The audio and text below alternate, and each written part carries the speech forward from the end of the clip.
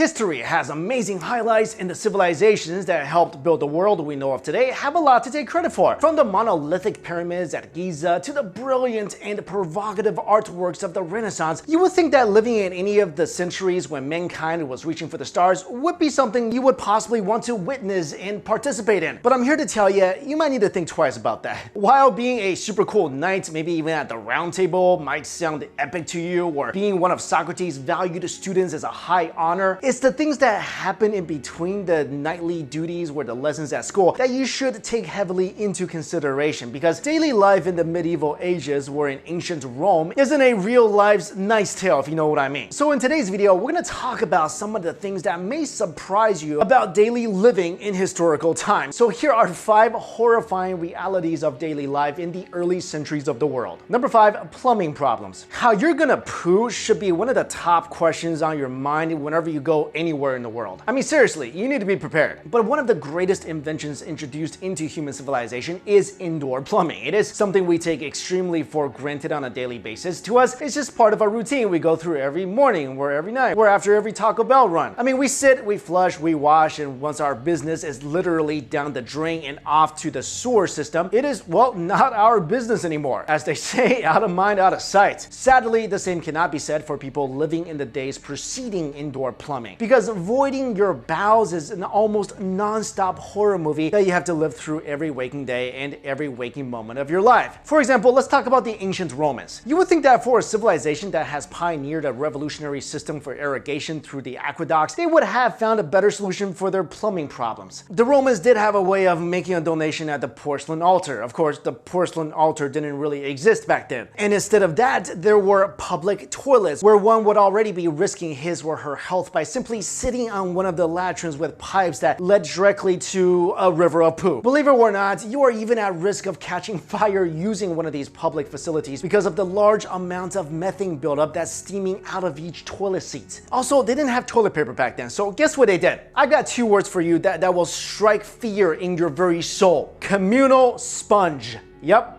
Communal sponge. Think about that. The medieval age was no better. In those days, people tried to be innovative and creative in terms of getting rid of their, stuff. Some would dig cesspits and bury their waste, but it would eventually spill over to a neighbor's yard. One woman named Alice Wade created a sophisticated wooden pipe system that ran underneath her neighbor's yard and home, and it led directly to the street where her waste would end up. It was a clever contraption until it got clogged, backed up her neighbor's sewage, and of course, you can't fail to notice the accumulation of poop on the street. If you think that is already horrific, well, most people in those days simply went in the streets or wherever it is that they needed to do their business in, like buildings or public squares and even marketplaces. So yeah, imagine walking into a Kroger and down the veggie aisle and somebody's doing their business there. Number 4, traveling can be tricky. Another everyday activity that we can freely do these days is, well, travel. With the convenience of modern transportation, we can safely move from one place to another no matter the distance. But back in the day, traveling abroad or even to a nearby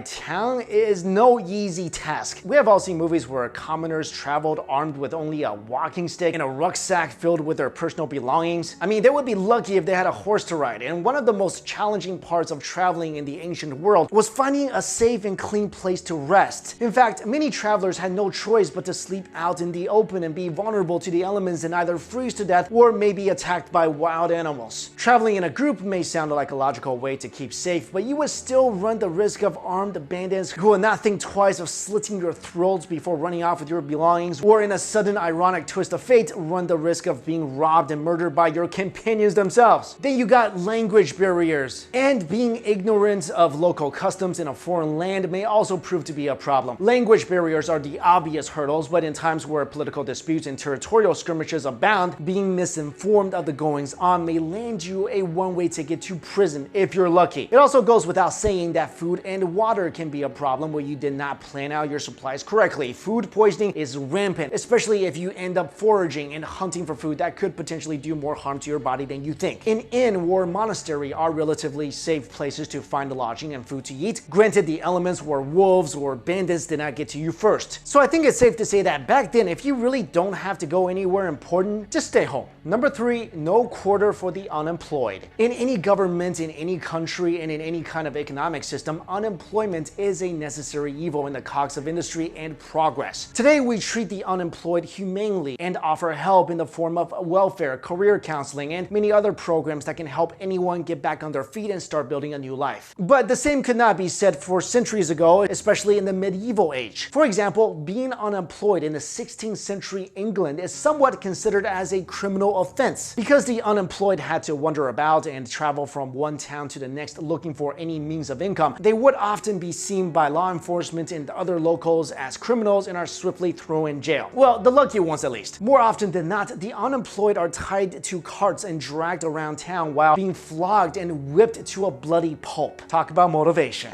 Number 2, being a woman is really ridiculously tough. The ancient world, hands down, is brimming with misogyny and testosterone that many societies, except for some that also put women in high regard as their male generals like Sparta, treat the fairer sex as second-class citizens and just a means of basically producing offspring. A woman's ordeal in the ancient world begins at birth. In Athens, for example, it was common practice for a couple to leave their newborn female child exposed to the elements to die. Rome is no different, especially in poor families. Parents would often choose to raise a son than a daughter, saying that a female child is far too burdensome and costs a lot of money to rear. Most families who do have a female infant would opt to kill the child or leave it exposed to the elements instead. The virtue of also keeping your virginity if you were a woman back then was a matter of life and death. An Athenian man who finds out that his unmarried daughter is no longer a virgin will sell her off into slavery in the blink of an eye. Another gruesome story happened in Rome when a priestess of the goddess Vesta lost her virginity before reaching the age of 30. She was promptly buried alive. And in Israel, a woman who lost her virginity before tying the knot could be dragged into the streets and be stoned to death. And if you're thinking about a dream wedding, well, if you were living in the days of the ancient Romans and the early centuries of the Chinese and Japanese empires, you better forget it. Back then, brides were secured by abducting them through invasion,